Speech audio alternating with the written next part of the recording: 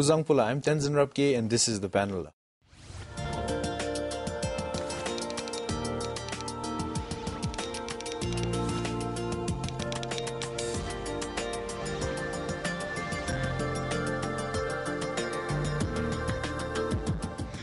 Now this week we're going to be talking about beggars and people who seek donations. I'm sure you've come across a lot of them, and I'm sure that you've heard the stories also about sometimes when people come begging, they take stuff from your house. Well, we're going to be discussing just this, and discussing this issue with me in the studio is Mr. Doji Siringla, the Director General of the Department of Culture. Welcome to the show, sir. Then Lebe Gembo Doji from the Jungdra Sangla. Thank you for joining us, Lebe. And Major Namgela from the Royal Bhutan Police. Thank you so much for joining me. Now I'd like to ask you, sir, Mr. Doji, are there any restrictions on begging and collecting donations?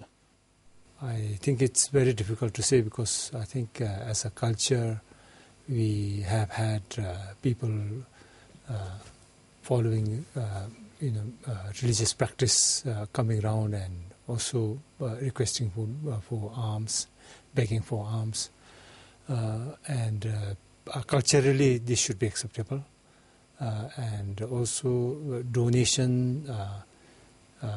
We had in the 86th session of the National Assembly of Bhutan restriction imposed, but after the passing of the Religious Organization Act, there was a clause to say that people could go around asking for donations, asking for bequest and subsidies and financial assistance. So I think legally it can be requested. The request can be made. But of course, once it becomes a nuisance, and I think the issue is because now the number is becoming too many, and because of that it's creating a social nuisance. And then in such events, it will be necessary for probably the system to institute some kind of checks and balance.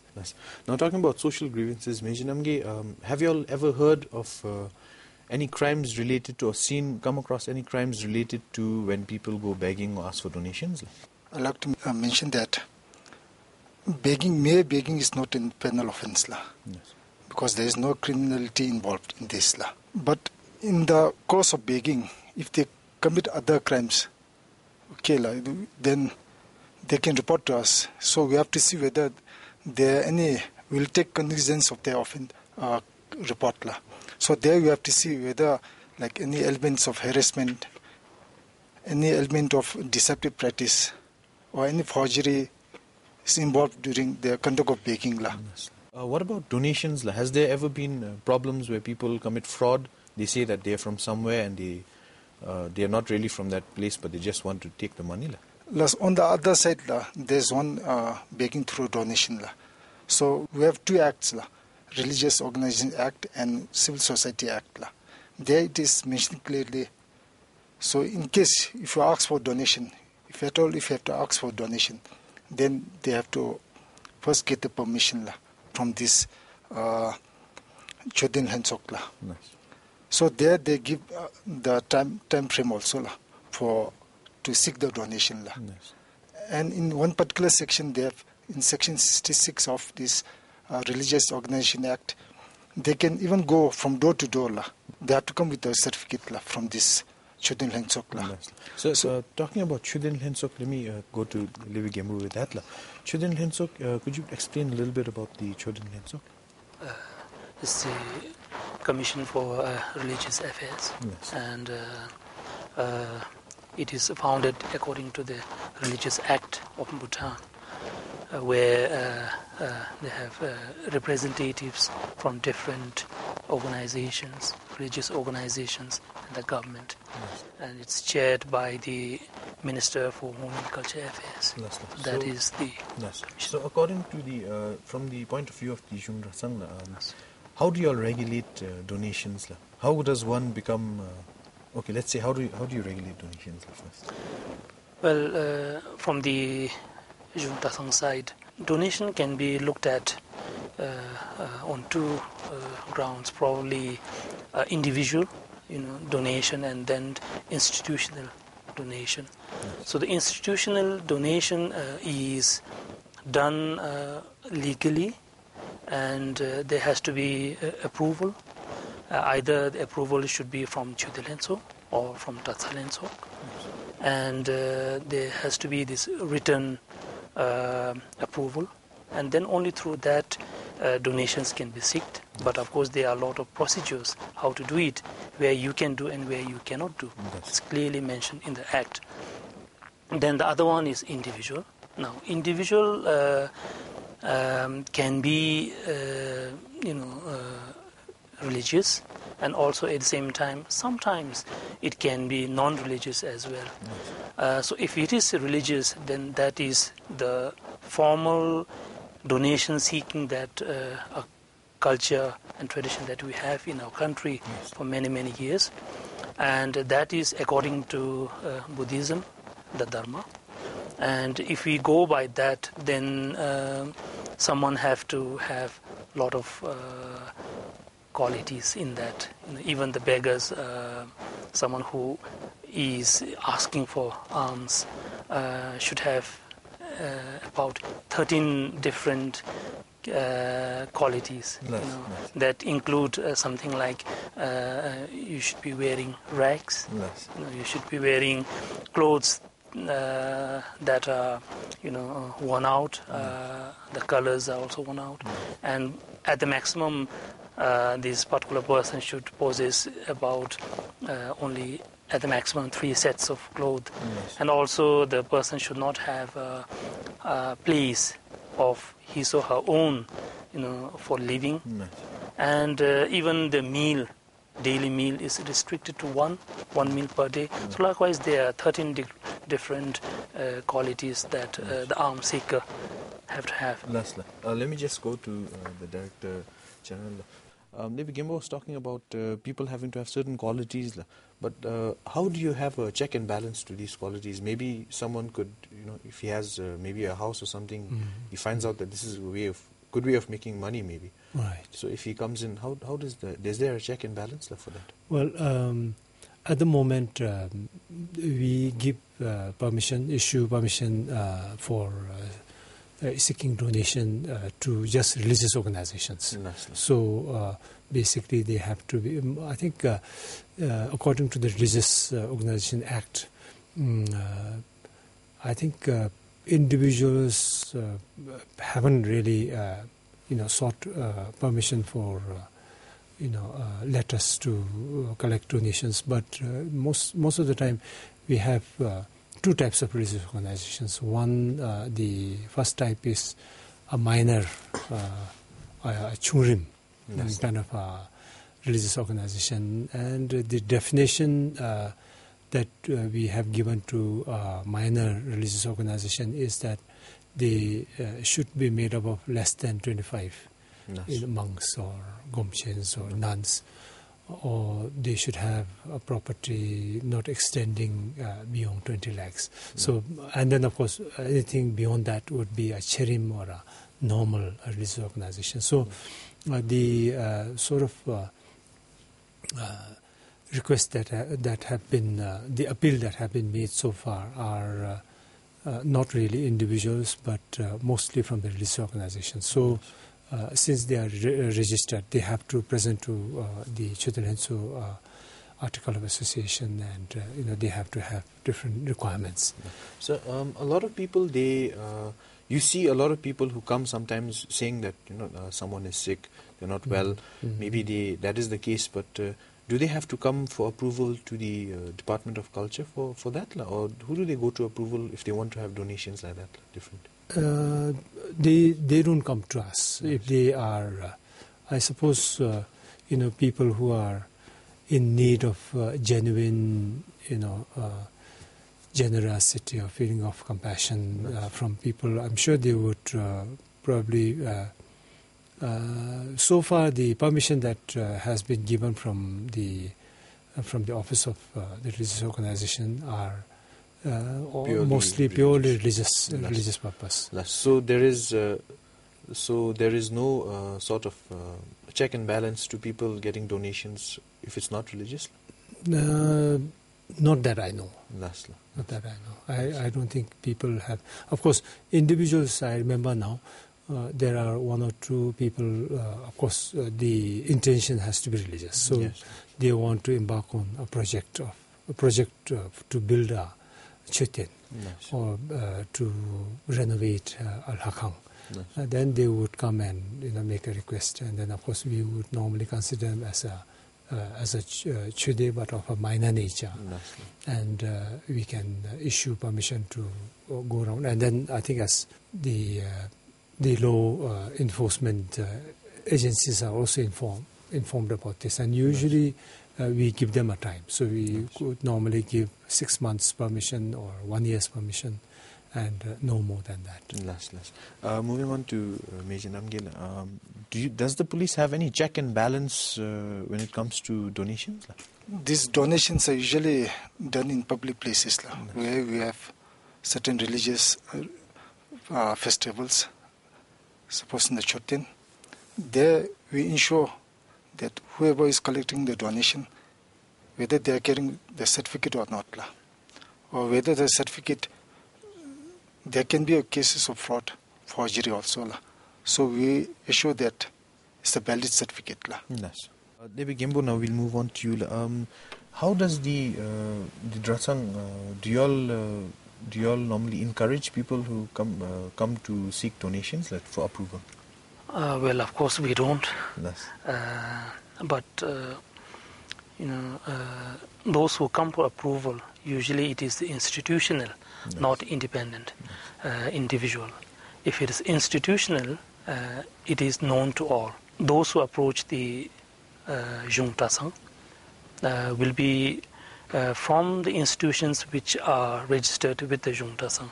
Yes. So therefore we have all the informations of the institution, and we know what they have, what they don't have, Yes. and whether something that they are asking for is genuine or not. It's Yes. already known to us. So therefore, according to that, then we issue the permission. Yes.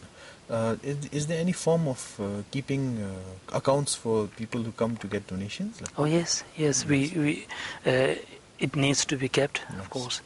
And then also at the same time, we have, like any other ministries, we have internal audit division, Yes. which also looks after the legal affairs. Yes. And so they do check these accounts, and it has to be reported to the executive committee, Kyotsok, and Yes. also to the Hensok, the council. Lastly. Mr. Doji, now I was going to ask you, what sort of plans does the Department of Culture have in order to make this, in order to ease the situation right now of there being too many donations?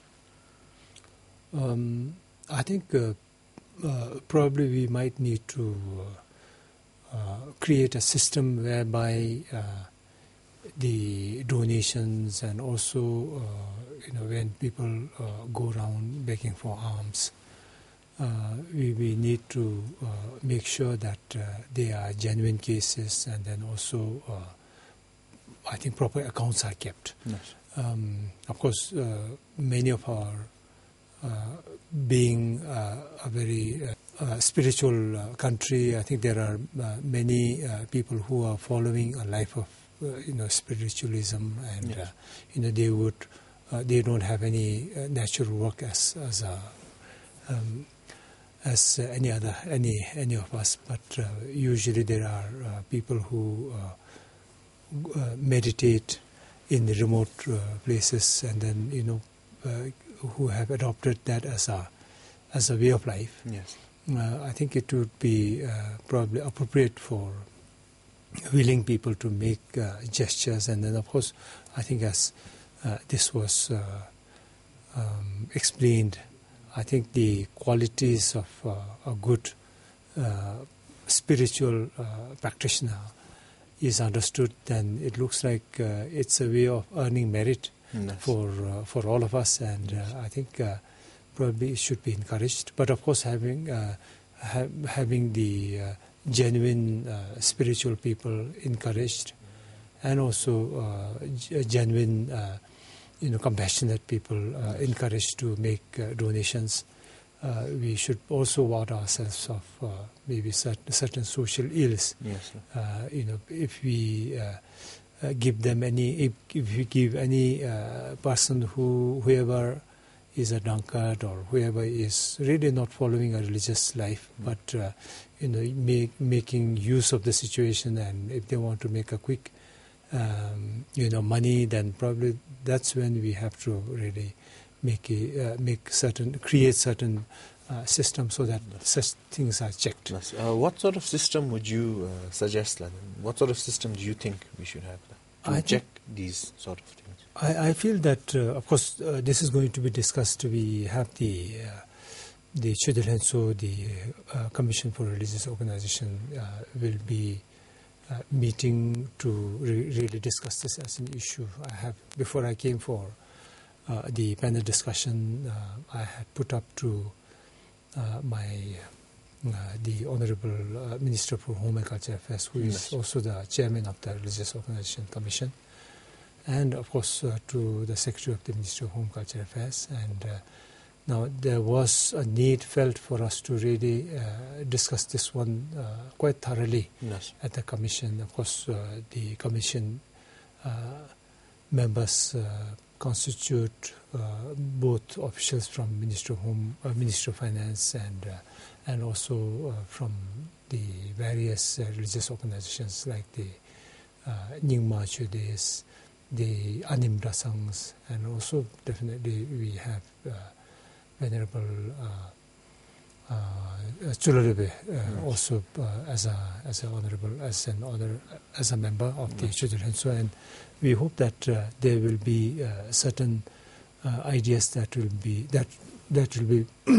be discussed and finalized, and of course we will, after having come to an understanding, I think one of the things that we could do is to really make not only people who go around begging realize that this is not appropriate, and they should genuinely deserve people's compassion if they go around.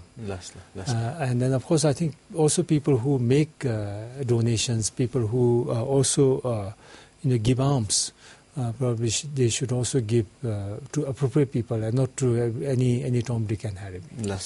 I think a little bit of an education for so basically, both the givers and the receivers. Yes, very important. Lastly, on that note, let me ask Levi Gembola, from your point of view, how do you think we can solve this problem of having too many people seeking donations or too many people who are begging? I think the most important thing is to make all aware of the situation, and also the importance of these age-old tradition. It's not just tradition, it's religious, something that is related with religion. So therefore, even for those who are requesting for alms, should have a lot of qualities, and also should be genuine practitioners, so that whatever they have received is used properly, and also at the same time generates merit for themselves, and also at the same time for the other, the alms givers.